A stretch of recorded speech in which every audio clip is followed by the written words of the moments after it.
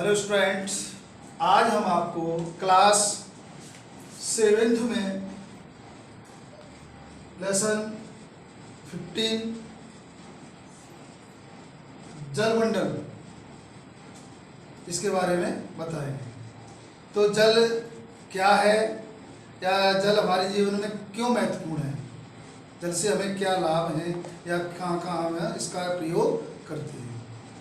तो देखिए, जल मानव या प्राणी जगत के लिए अति महत्वपूर्ण संसाधन है। बगैर जल के क्या मनुष्य जीवित रह सकता है? कोई भी प्राणी जगत या प्राणी जीव जंतु से लेकर के पेड़ पौधों तक, इनके लिए क्या है? जल की आवश्यकता होती है, अति आवश्यकता होती है। इसलिए हम कह सकते हैं कि जल एक प्राणी जगत के लिए महत्वपूर्ण संसाधन है, माना गया है। पृथ्वी पर जल की प्रचुरता से ही, जो पर्याप्त मात्रा में जल मिलता है, प्रचुरता जो है इसकी, उससे ही जीवन कैसा हुआ है, हमारा संभव हुआ है। पृथ्वी पर जो जल का भाग है, पृथ्वी पर कितने प्रतिशत पाया जाता है? पृथ्वी पर जल 71% भाग पर जल पाया जाता है। कितने पर? 71% भाग पर जल पाया जाता है। जल राशियों में जैसे कहाँ कहाँ प्राप्त होता है? जल महासागरों में मिलता है, झीलों में मिलता है, नदियों में, है ना, और हिमाच्छादित क्षेत्र, हिमनद आदि सम्मिलित हैं। किंतु अधिकांश जल का जो अधिकतर भाग है, अधिक मात्रा में जो हमको प्राप्त होता है, वो कहाँ होता है? महासागरों में, महासागरों तथा सागरों में प्राप्त होता है, मिलता है। और जो हमारे जीवन में इसका हम प्रयोग करते हैं, इस कारण इसको हम क्या करते हैं? जैसे पीने के लिए और अन्य उद्देश्यों के लिए जो जल नदियों, इनमें हमने बताया, इनमें जो जल प्राप्त होता है वो खारा होने की वजह से ये हमारे उपयोग में नहीं होता। इसके बाद है, अब दूसरा पॉइंट है हमारा जलीय चक्र। कौन सा पॉइंट है? जलीय चक्र।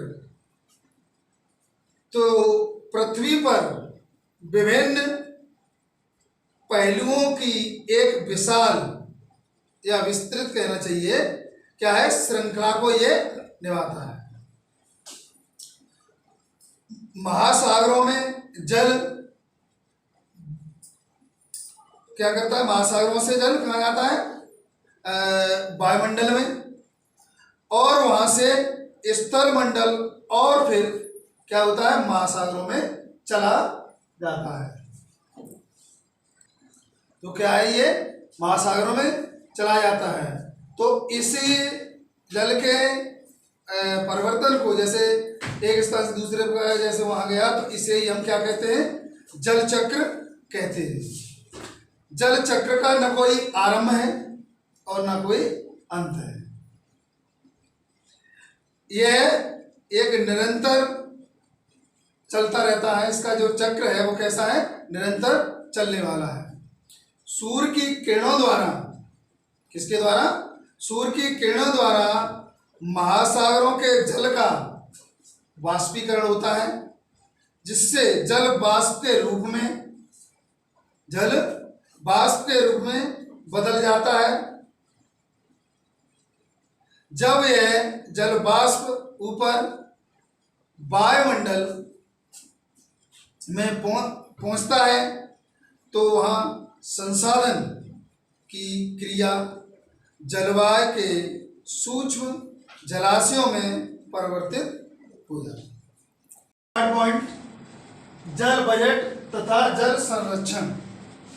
जल को यानी बजट, हम उसको कैसे व्यवस्थित करें, कैसे उसका प्रयोग करें और उसका हम संरक्षण करें, जिससे भविष्य में इसकी हमें कमी महसूस न हो। इस बात पर हम आज आपको बता रहे हैं। यानी जल संरक्षण और जल का बजट।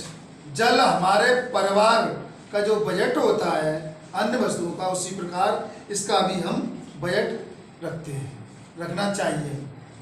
इसमें आय और व्यय दोनों चीजें क्या है, सम्मिलित हैं। पृथ्वी के कुल भाग का लगभग 93%, कितना, 93% भाग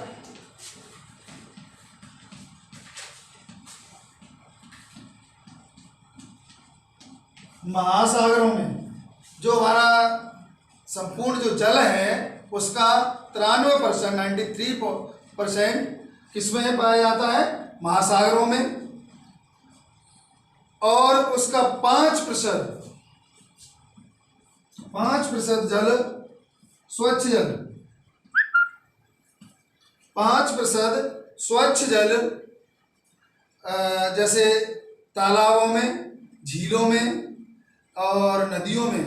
ये कैसा है, ये पीने योग्य जल है, पाया जाता है और भूमिगत होता है, इसी में भूमिगत जल भी है। और जल के जो शेष भाग है 2%, और 2% जो इसका शेष भाग है वो कैसा है, हिमनद बर्फ के रूप में पाया जाता है। क्या कहना चाहिए, चोटियों पर मिलता है इनके रूप में। अब देखिए जल संचरण महासागरों में, किसमें, महासागरों में, वायुमंडल में, और फिर वहां से धरातल एवं सागरों की ओर लगातार होता रहता है। पृथ्वी पर इस जल चक्र के कारण जल की मात्रा एवं कैसी रहती है, एक समान नहीं रहती है। यदि हम कोशिश करें तो भी जल चक्र को हम बदल नहीं सकते, बदलना संभव नहीं है। जल का जो चक्र है वो निरंतर चलता रहता है, इस जल चक्र को हम आप बदल नहीं सकते। तथा अधिक जनसंख्या के कारण जल आपूर्ति को हम आवश्यकता के अनुसार बढ़ा भी नहीं सकते। जैसे जनसंख्या बढ़ रही है, अधिक जनसंख्या है, तो हम ये कहें जैसे जल की हमें आवश्यकता अधिक है, मांग बढ़ रही है, तो जल को हम बढ़ा लें, ऐसी चीज तो कोई है नहीं कि हम उसकी पैदावार बढ़ा दें। तो इसको हम जल को बढ़ा भी नहीं सकते, यानी बढ़ाने में हम कैसे असमर्थ हैं। बहुत सारा जल नगरों तथा उद्योगों के कारण कैसा हो जाता है, व्यर्थ हो जाता है, बेकार चला जाता है, जो कि हमारे लिए बहुत अमूल्य है ना, जिस अमूल्य जल है, व्यर्थ चला जाता है। इस प्रकार एक अमूल्य संसाधन को इस प्रकार हम व्यर्थ होने से कैसे बचाएं। लेकिन आज बढ़ती हुई जनसंख्या की मांग को पूरा करने के लिए हमें जल का संरक्षण करना अति आवश्यक है, और इसलिए इस जल का हम विवेकपूर्ण इसका हम उपयोग करें। हमें जहाँ जरूरत है वहीं इसका प्रयोग करें, अन्यथा अनावश्यक इसका प्रयोग न करें। इस प्रकार हम जल का संरक्षण कर सकते हैं।